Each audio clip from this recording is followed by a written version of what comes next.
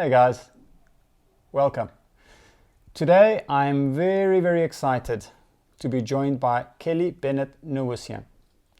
You're going to find out who she is in a moment, but it's a really interesting conversation, and we're going to be talking still from the Daily Stoic, and it's an interesting topic about turning it inside out to see it for what it really is.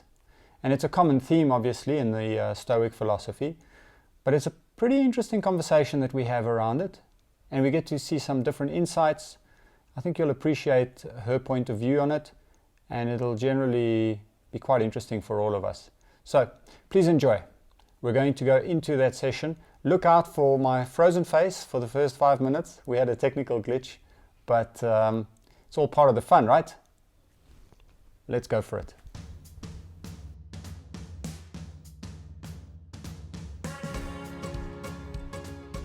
Hello everyone. Thank you for joining us today for another Stoicism discussion and thoughts session. I'm very excited to have Kelly Bennett-Nowocien join me today. Kelly is a British coach who supports leaders around the world to find their flow in language and in life using English. And she's coming to us from the south of France today. Kelly, is that right? That's right, all the way from a long way from you in the south of France. You're right, yeah. Okay, so welcome. And Kelly and I met in an online mastermind group that was last year, and we kept in touch, supporting each other's ideas and endeavors from afar. So Kelly, great to have you here. What interested you in particular with respect to these readings of the Daily Stoic? Good question. Basically, you've explained what I do. So my objective is to help my clients grow with the language. So I'm always looking to ask myself questions and stretch myself. And that's why I look into personal development, personal growth, spirituality. And obviously that's how I came across stoicism and Ryan, who are big players in there. Okay, good, I'm glad. So you've obviously seen some of our episodes going out there, and Indeed. We've been reading from the Daily Stoic, which I always keep handy and full of notes. And so I figured, why don't we just dive right in, and let's see what Ryan Holiday and Marcus Aurelius have for us on April the 27th.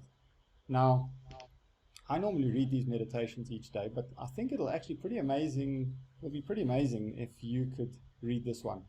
No problem. You should kick it off. Read to us from Marcus Aurelius, and then I'll follow up with Ryan Holiday. It's kind of the way we do it, and then we'll discuss it further. Okay, great. Off I go. Okay. So, April 27th, turn it inside out.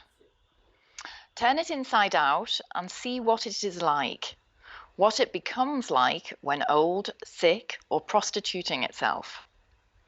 How short-lived the praiser and praised, the one who remembers and the remembered. Remembered in some corner of these parts, and even there, not in the same way by all, or even by one. And the whole earth is but a mere speck. Wow. Very well read. I'm not sure if I can match that, but I'll try. All right, well, let's see what Ryan Holiday's interpretation of that would be. Stoicism is about looking at things from every angle, and certain situations are easier to understand from different perspectives. In potentially negative situations, the objective, even superficial gaze, might actually be superior. That view might let us see things clearly without diving too much into what they might represent or what might have caused them. In other situations, particularly those that involve something impressive or praiseworthy, another approach, like that of contemptuous expressions, is helpful. By examining situations from the inside out, we can be less daunted by them, less likely to be swayed by them.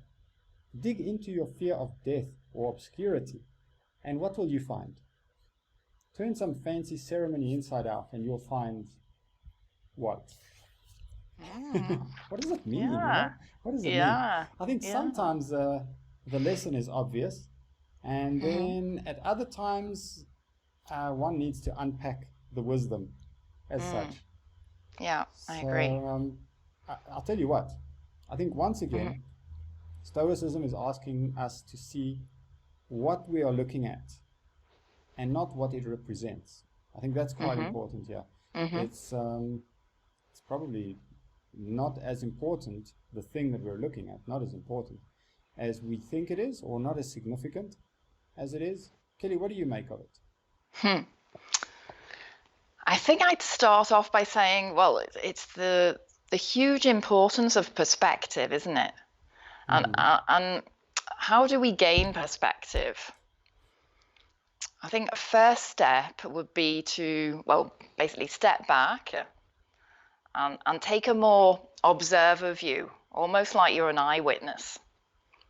Because it's only when you get to that sort of neutral standpoint that you can get a more objective view instead of the subjective view that we look at from our ego, in a way. And when we get to that objective view, we can see a wider perspective, the big picture. Otherwise, we're in this like reality thought bubble where everything's really serious, everything's about us.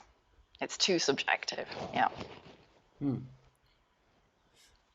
think what's more is an observer view is important for the world's currently challenging situation, because in the most difficult of times, it's easy to get drawn into the drama. Yeah. That's what I think. I think we can get lost in our fears, we can get lost in our worries, we can forget our values, and we just look for temporary, quick band-aid solutions. Yeah. Whereas if we can try to see the bigger picture, if we can try and see different perspectives, and it helps us to not only get through the situation, but actually come out of it stronger, more like the person we want to become, right? Yeah, definitely. Yeah. Yeah. I think another lesson here, is that life is change and everything is temporary, right? Including failure and definitely. success. And only a few things really matter. I think we know that deep down, but the negative bias that we have as humans, we tend to focus more on failure than success. So Yeah, I think totally. it's only with hindsight that we realize that those lessons, those failures, I would say, were only lessons as part of our success. What's your take? Yeah. Yeah, I totally see that. Failure is temporary. It's just a perspective. It's like failure and success, two sides of the same coin. And basically, which one are we looking at? We're often looking at the wrong side, if we can say that, really. I think the question we could ask ourselves to help us look at that coin and see the perspective is, in relation to what? Failure in relation to what? Wow. Success in relation to what? You know? And that's very interesting. Give me a specific example. Okay, specific example for language. Let's apply it to language learning. Okay. Well, let's face it, when we're learning a language, we're full of fears, aren't we? We're worried about being judged, about making silly mistakes, about what people think of us. We get lost in these fears and we miss the opportunity to connect. So if we change our perspective and we look on the other side of the coin and look at failure and think, well, no, actually, it's more a story of success. These events are bringing me closer to what I really want. They're stepping stones. Okay, wow. Yeah, I guess that's right. Unless you make those mistakes, you'll never actually improve. You won't grow from that. Exactly. Yeah, totally. That's it. Maybe a third lesson based on Ryan's comment would be to look our fears in the face. Yeah. And question them. And define what we're exactly afraid of and why. And it's not that easy, and that's exactly why we should do it. Because rather than just letting the fear eat us up, which is, of course, it's very common. You know, that's the natural instinct. So we need to break that natural instinct, stop stand still, look around ourselves and say, all right, what is it that I'm looking at? What's the worst thing that can happen? How bad could it possibly get? And then you work your way back from that. In fact, Tim Ferriss has a thing about it. He calls it fear setting. You set it up by your fear, and then what you realize is that in the context of your worst